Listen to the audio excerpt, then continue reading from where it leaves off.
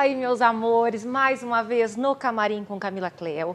E novamente tenho a honra de receber a doutora Francine Belucci. Ela já veio ao nosso programa, vocês se lembram. Ela é dermatologista e eu queria conversar um pouquinho com ela para elucidar a todos nós sobre o que? Pele, cabelos, é o que nós adoramos. Fran, eu vou chamá-la de Fran para não ter protocolo, tá? Aqui não tem protocolo. Fran, é um prazer tê-la comigo. E lembrando que minha máscara já está aqui, nós estamos respeitando todas as orientações da OMS, tá bom, gente? Fran já tirou a dela. Fran, um prazer tê-la comigo novamente. Muito obrigada pelo convite, é sempre um prazer, uma alegria muito grande estar aqui com você. Ai, que bom. Vamos tirar dúvidas. Eu anotei bastante coisas aqui que eu perguntei para a Fran. Ela falou, vamos ver as dúvidas das inscritas lá do YouTube, vamos falar o que está em voga. Fran, vou começar, hein? Pode começar. Ping-pong aí. Não, pode se estender. Vamos lá. Ficou por um tempo, aí por um período, a rotina coreana como sendo a mais importante, com aquelas várias etapas. Limpeza com produtos oleosos, limpeza com produtos aquosos. Aí vinha a essência, aí vinha o toner, depois o hidratante. Como é que é isso? A brasileira é muito prática. Precisa de tudo isso, Fran? Então, Camila, essa rotina aí coreana, né, que chamam de K-beauty, ela começou a ficar famosa mais ou menos em 2018, virou uma febre, né, não só na Coreia, mas em vários países. E para a rotina brasileira, que é uma rotina corrida, nem sempre a gente consegue seguir os 10 passos, né? É uma rotina interessantíssima. Quem conseguir e tiver essa disponibilidade de tempo, eu acho que é bem válido, é muito interessante, com os resultados aí a longo prazo maravilhosos. Mas para a brasileira, eu pontuaria algumas etapas que são essenciais. Não precisaríamos seguir as 10 etapas, né, da rotina coreana. Quais seriam, Fran, para dar um norte para nós brasileiras? Olha, você quer que eu fale um pouquinho da rotina coreana ou você já quer que eu parta direto para a rotina brasileira? Não, pode dar um ampassã, porque muitos telespectadores não conhecem a coreana, tá, gente? Que ela é bem complexa. Então, a rotina coreana, ela segue 10 passos, né? O primeiro é a limpeza com óleos, né? Com veículos aquosos, geralmente para tirar a maquiagem, as impurezas do dia. O segundo passo é a higienização propriamente dita, ou com sabonete líquido, com gel de limpeza. Essa etapa a gente chama de dupla lavagem, dupla limpeza. Eu acho que no Brasil, a rotina de uma limpeza adequada com um bom sabonete específico para o tipo de pele da brasileira, eu acho que a gente já economizaria uma etapa. O terceiro ponto é o uso de algum desincrustante, algum esfoliante.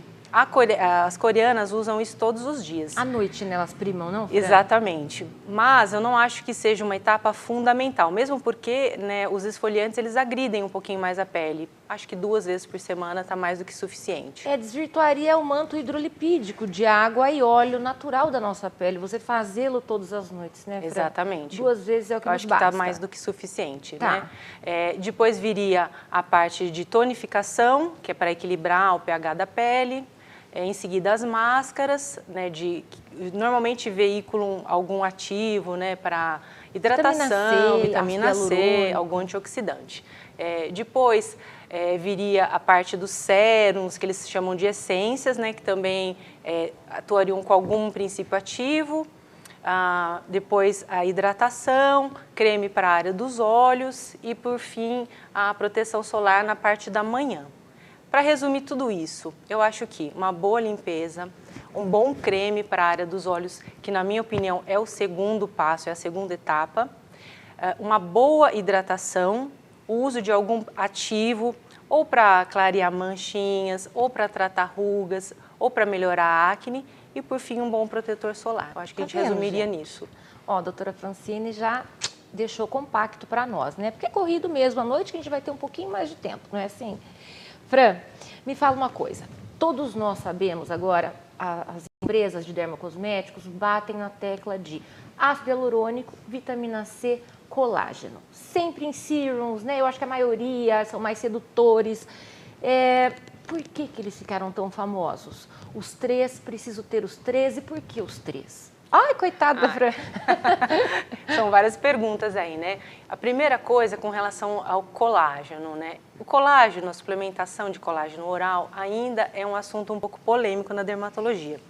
Alguns trabalhos falam a favor da suplementação oral, Outros falam que não, a suplementação oral não substituiria uma boa alimentação com proteínas adequadas. Então tem essa controvérsia aí. De toda maneira, de toda maneira é prescrito, né, o colágeno oral na forma de Verisol, Peptan, colágeno hidrolisado. E assim, o colágeno junto com o ácido hialurônico e a vitamina C são 3 estimuladores de colágeno, eles são precursores de colágeno, né? A vitamina C é um antioxidante poderosíssimo. Precisamos. Ela é importante na cicatrização de feridas, na absorção de ferro e na produção do próprio colágeno e de algumas proteínas. Então, é um ativo que é usado em sérum normalmente porque é mais fluido, é mais levinho e ele vai ser passado antes dos produtos mais cremosos, mais oleosos, como os hidratantes mais pesados. Já o ácido hialurônico é uma substância, na verdade é uma glicosaminoglicana, né, Camila?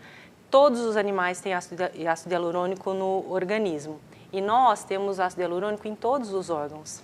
Na pele, o colágeno representa 56% do ácido hialurônico do nosso corpo e ele faz parte da matriz, ele fica no espaço entre as células e ele é um preenchedor desse espaço que vai dar o viço, que vai dar a elasticidade, o turgor à pele.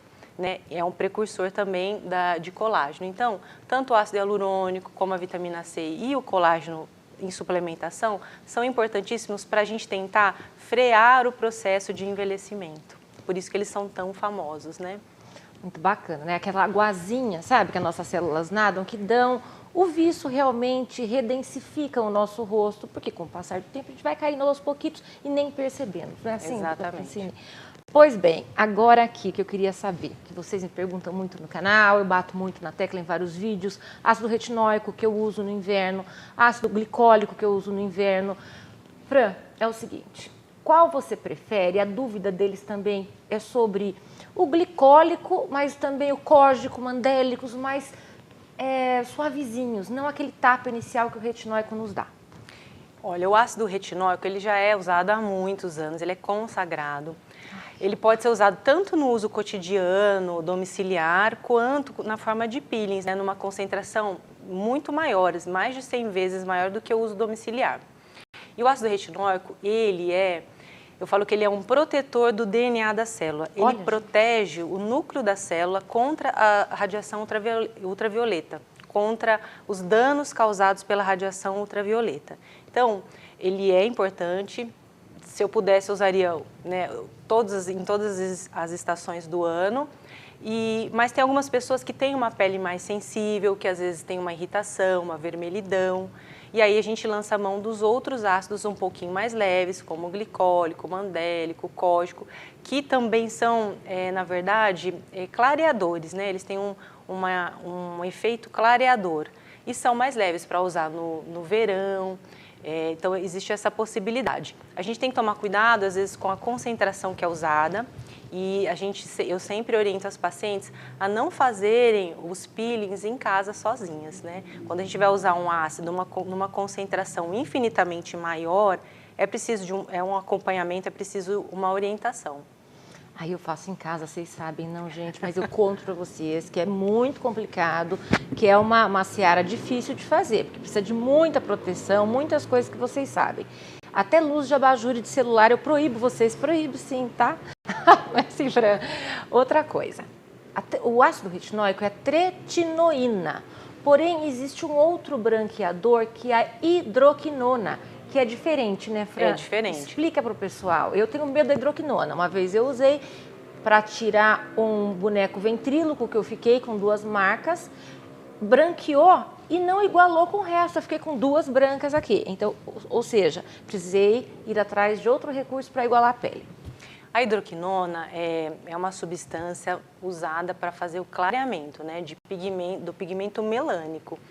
E é preciso cuidado, porque ela é uma substância que pode ter alguns efeitos colaterais. Não deve ser usado mais do que 3, 4 meses em seguida. Pode causar uma leucodermia, que é um efeito colateral, que são as manchinhas brancas, quando o paciente usa durante muito tempo. Pode causar ocronose, que é uma outra complicação, que é uma pigmentação escura, né, ao contrário do que a gente gostaria de ter com a hidroquinona.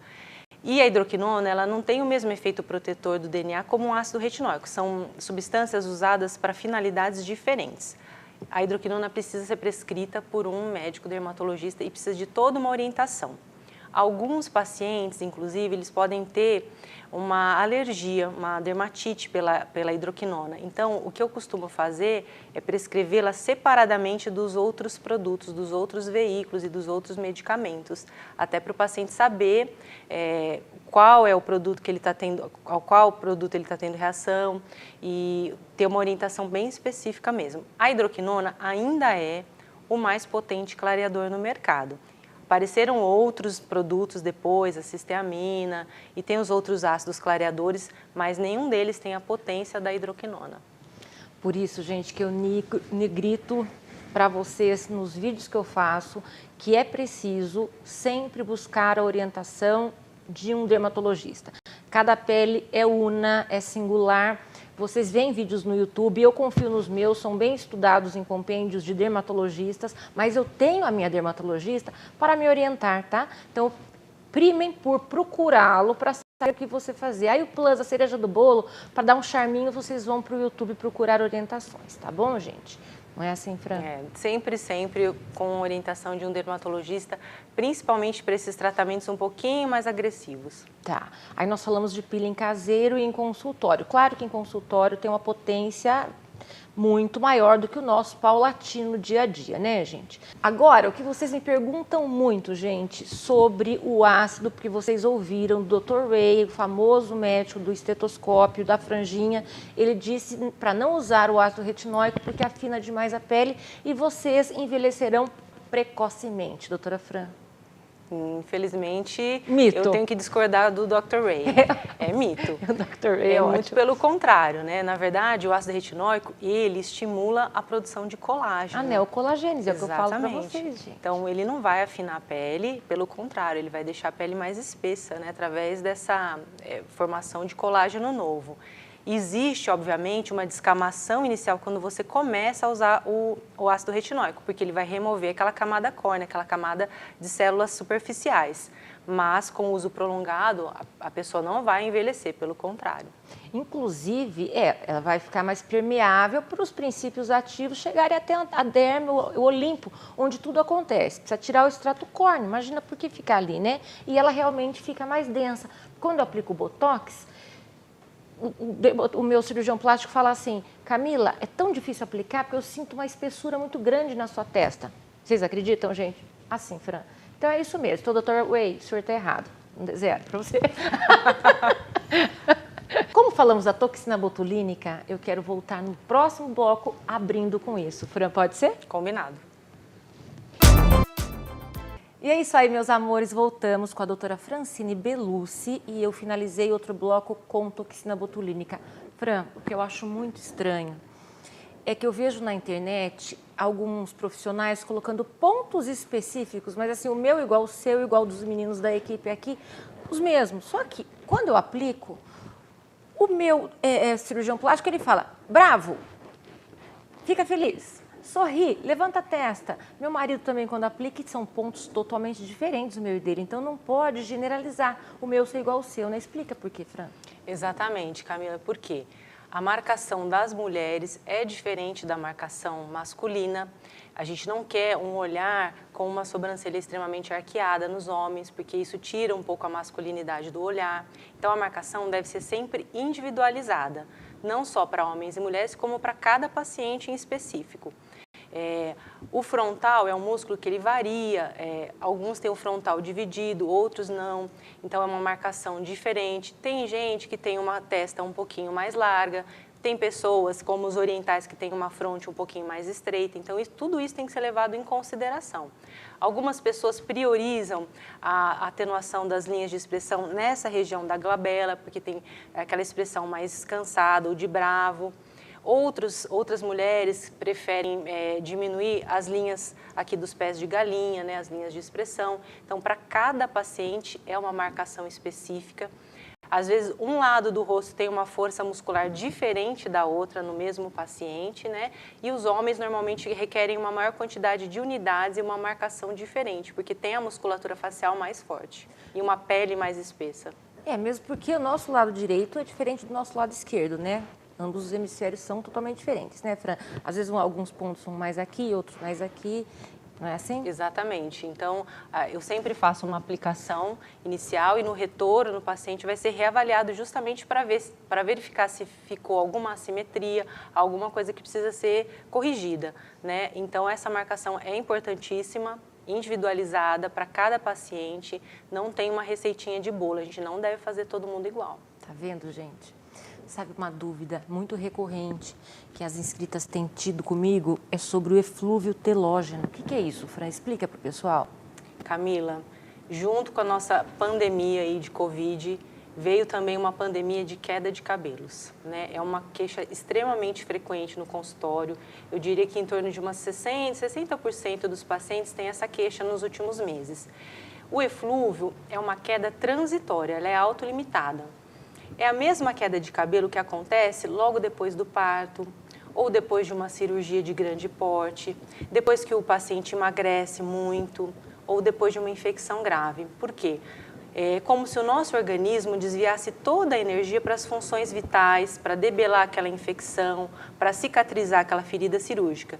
Então, os cabelos e as unhas ficam em segundo plano, eles não são a prioridade naquele momento. E aí o que acontece? Uns 2 meses depois daquele evento traumático, daquele evento agressor, acontece a queda dos cabelos. É como se todos os cabelos entrassem na fase de queda ao mesmo tempo. Porque a gente sabe que o fio ele tem um ciclo capilar, né? O fio ele tem uma fase de crescimento, uma fase em que ele fica dormente e a fase de queda. Quando acontece uma infecção por Covid, uma cirurgia ou algum outro evento agressor, é como se todos os fios entrassem na fase telógena ao mesmo tempo. Então, acontece uma queda, assim, que assusta o paciente. Tem paciente que chega no consultório com um saquinho com os fios de cabelo para me mostrar. Ah, eu não acredito. É impressionante. Realmente é um volume de queda que assusta. O paciente ele acha que ele vai ficar sem cabelos mesmo.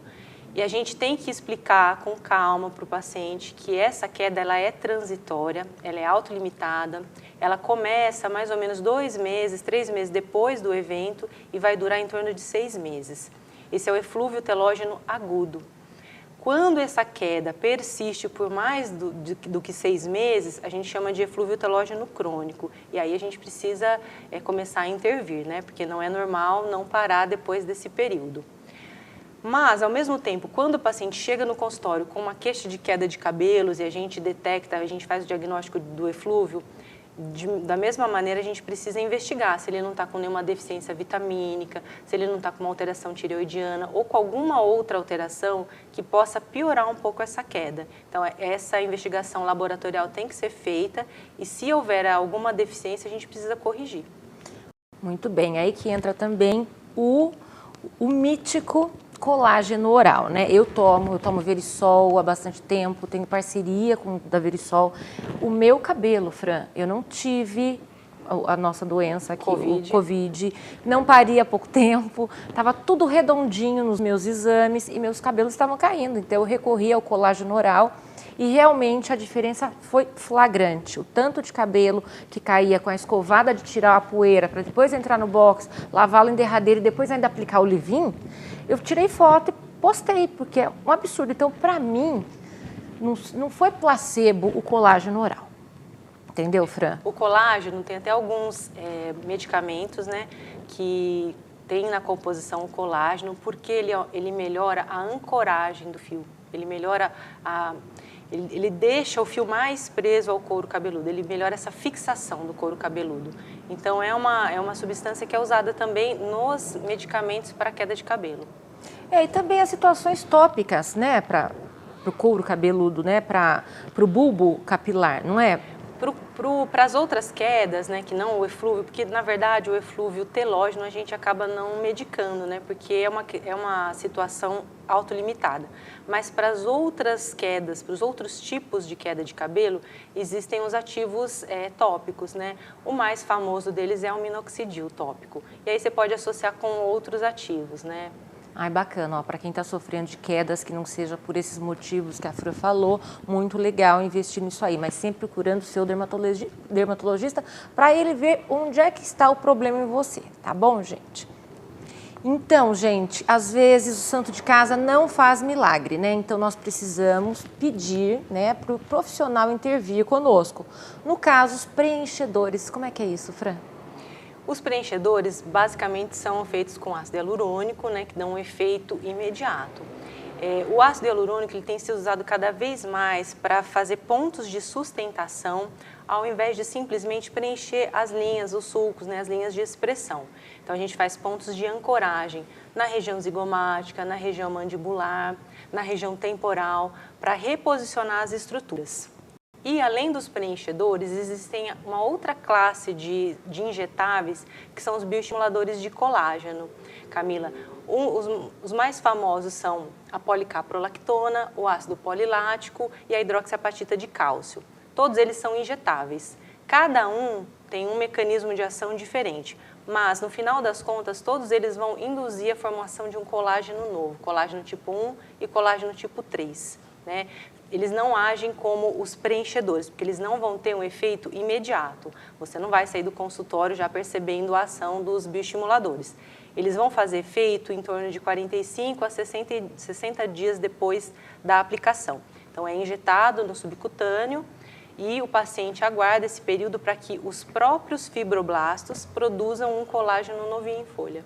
Tá vendo? O nosso organismo não é um pachazão esperando colágeno para ele absorver. Não, o colágeno vem para novas cadeias de colágeno, a neocolagênese, a produção de novas, entenderam, gente? Olha como o corpo é fantástico. Mas eu tô gostando disso daí, Fran, esses 3 que você falou. Eu só aplico toxina botulínica cada 6 meses ainda.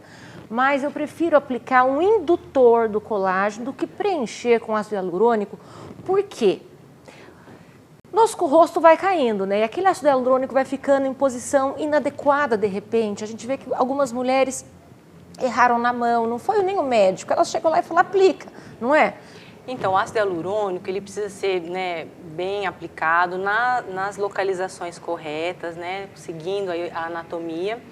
Mas ele é degradado, então tudo vai depender da quantidade que foi colocado de produto, né? Aí tem um efeito ou mais exagerado ou mais natural. Eu sempre primo por um efeito mais natural, em que a pessoa fique mais bonita, mais jovial, mas sem que as outras pessoas percebam o que foi feito, né? Quando alguém percebe que aquela paciente fez preenchimento labial ou aplicou toxina botulínica, eu acredito que foi porque existiu um exagero ali no procedimento. Então, o belo não é para ser perceptível a esse ponto. Falar, olha, aquela paciente fez botox, ou aquela paciente fez preenchimento, né? As pessoas têm que perceber que ela está mais bonita, mas sem detectar o que foi feito. Aí eu acho que é o bacana do procedimento mais natural.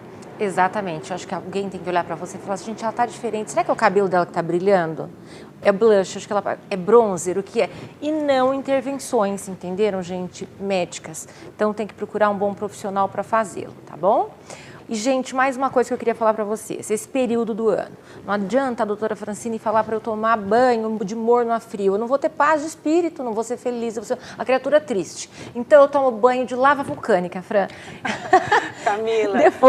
Depois eu hidrato muito. E ainda, eu já contei para vocês em vídeo, eu pego o hidratante, coloco óleo Dersane, que é altamente cicatrizante, para as escaras, né? Sim, e coloco glicerina, que ela vai ser hidratada no hidratante, né? Porque ela rouba a umidade do ar, né? Ela é higroscópica. Tô certa?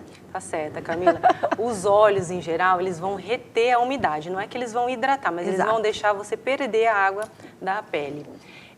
O ideal no inverno seria tomar banhos mais mornos, não extremamente quentes. Eu sei que isso é difícil no frio, né? Mas então o ideal seria, se não consegue tomar um banho muito morninho, que seja rápido. Evitar bucha, pouco sabonete e assim que sair do banho e se enxugar, aplicar um hidratante na sequência, né? Que é quando existe uma maior absorção. É isso, mas o ideal é não tomar um banho extremamente quente. Tá vendo? Eu não sigo isso dela, tá? Eu sigo todo o resto, mas isso eu não sigo, tá, gente? Agora, também tem aquelas pessoas que primam por passar um óleo com o corpo úmido, logo depois já bater com a toalha e já colocar o pijaminha. Mas foi o que a doutora Francine falou, ele não hidrata, ele não leva água, ele simplesmente faz uma camada, evitando que você perca mais água, mas precisa de um hidratante, não precisa... É isso que eu ia falar, e mesmo quem tem pele oleosa, fala, eu tenho pele oleosa, eu não preciso passar hidratante. Precisa sim, porque a oleosidade não tem nada a ver com hidratação, hidratação tem a ver com água, né? Então mesmo quem tem pele oleosa, procure um hidratante, né, específico e adequado para o seu tipo de pele e passe um hidratante sim. Isso faz toda a diferença no processo de envelhecimento. Uma pele bem hidratada é uma pele que demora mais para envelhecer. Brumas, gente. Eu sei que é difícil pegar uma bruma fria no inverno e sprayzinho e aplicar no corpo, né? Eu costumo usá-las no verão porque não quero ficar pegajosa.